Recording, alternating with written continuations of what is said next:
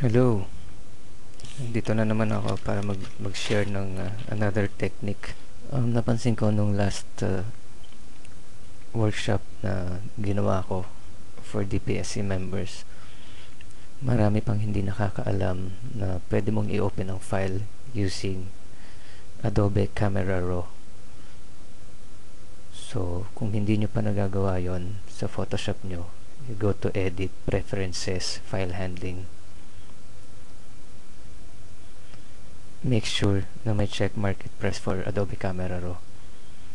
Okay. Kung ayaw gumana or kung wala pa kayo nun, make sure you have the latest version of Camera Raw.abi. Makikita nyo yan sa Adobe website. Download nyo lang yung specific to your camera brand, like kung pang Nikon D90 ang i-download nyo na Camera Raw.abi. Tapos lagay nyo siya sa presets folder nyo. Tapos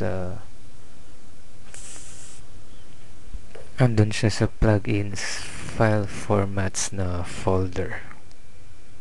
Okay, so we'll start.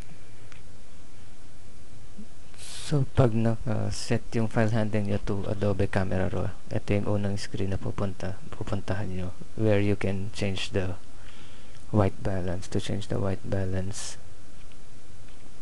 so ito yung unang lalabas na screen, and then from here pwede ka na makapagsimula ng very drastic improvement.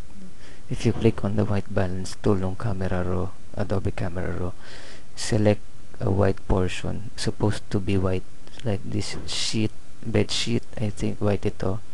So yun, yung eyedropper tool, pag i-click mo sa white, yung dapat na white sa photo, i-correct niya yung white balance. So I think ito ang tamang white balance kaysa yung kanina. Ito yung kanina, I think ito yung tamang white balance ng picture nito. From here you can still edit and change, kasi mukhang medyo green.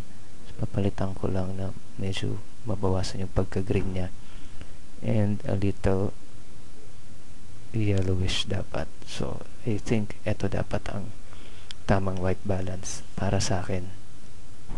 Isa pa, mababago mo pa yung exposure. Yung photo medyo madilim siya, tatas ko ang exposure ng mga 2/3. So from dito pa lang kita na natin na malaki na improvement sa photo. Click open image. So ang ipakikita kong technique dito is kung paano i-draw yung attention dun sa mata at yung face, kasi itong photo na ito kanina is not very tack sharp sa mata, which I think dapat sa mata naka-focus ang pag-photo. No, dahil SP ito, mahirap mag-focus sa mata dahil wala ka sa likod ng camera. So a very simple technique na tinanong sa akin is kung paano palinawin yung mata. So ito yung technique na i-share ko, pinaka-simple. I-copy mo yung mata. So I'll use a selection tool.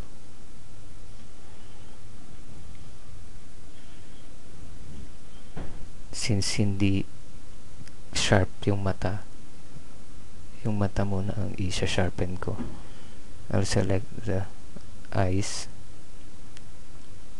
copy, Ctrl C, and paste, Ctrl V.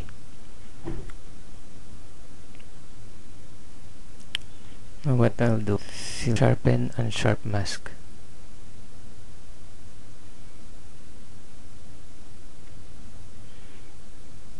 %, with radius 4. So makikita mo na sa preview na luminaw na yung mata niya, naging sharp na siya. Na-sharpen na natin yung mata at lumiwanag siya. Tapos lilinisin ko na lang using the eraser tool.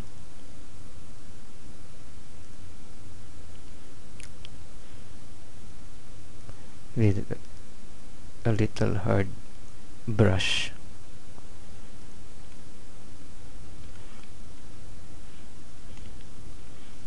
And then I'll erase yung parts na tingin ko hindi kailangan nagkaroon ng effect ng unsharp mask dahil na sharpen kahit yung hindi kailangan i-sharpen So para mag-concentrate lang yung sharpening niya. Hindi ko nagagalawin yung iris and yung pag-color ng mata dahil na-color na dito sa photo nakulayan na, and mukhang okay naman siya, hindi naman siya mukhang colored cataract.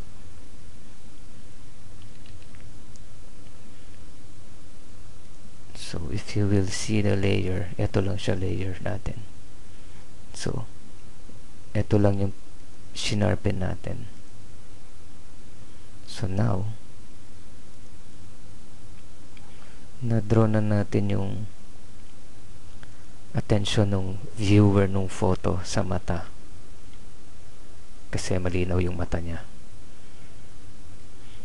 May isa pa akong effect na ituturo para ma-draw pa yung attention dun sa muka, and this is also helpful para dun sa mga walang f2.8 na lenses. Magkikreate tayo ng narrow depth of field when you want to draw attention to a particular spot on a photo.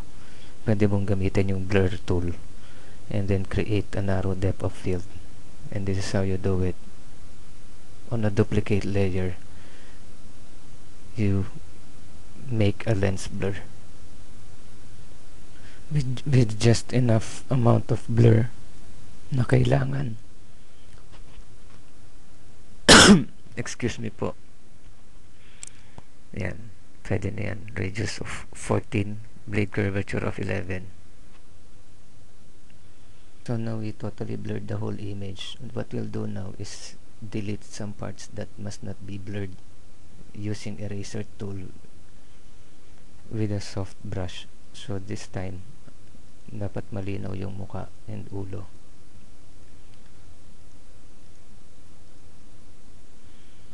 What I'm creating now is actually an effect na parang meron kang narrow depth of field, parang kang gumamit ng f2.8 na lens. So for this photo, pinapakita ko na my focus is on this area sa my face and anything around it with respect to distance to the camera, and the background, which is yung wall. Then some parts I will blur using a low opacity ng brush. I'll show you the effect later. Basta ang mangyayari dito, ang gusto kong palabasin is gradually blurring. Nagbe-blur siya papunta sa likod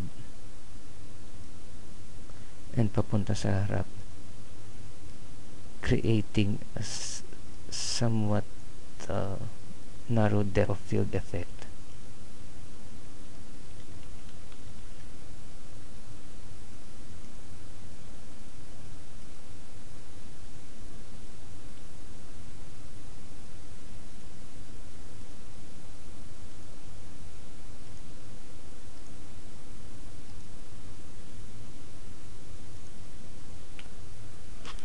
So, ayan, ito na yung effect na gusto ko ma-attain. Kung makikita mo yung layer ko, napakita nito yung mga na-erase ko, totally erased ay yung mga malinaw, then gradually nabubura siya, magkakaroon ng effect ng parang gradually blurring, papunta yung attention ng viewer sa mata, and then para mapunta rin ang attention ng viewer dun sa may part ng head using lens blur to create a somewhat narrow depth of field. So thank you for viewing. Sana may natutunan kayo.